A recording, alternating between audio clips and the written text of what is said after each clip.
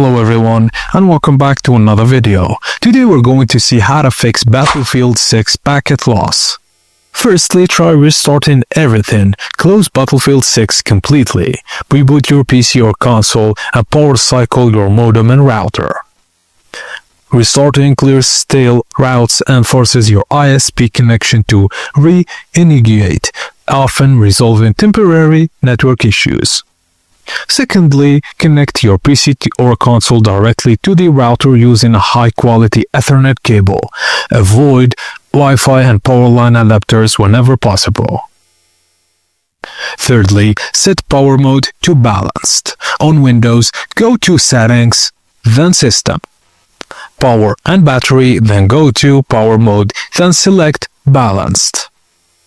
And if packet loss continues after these steps, update your network drivers or firmware on your router and try connecting through a different network to test if your ISP is the cause.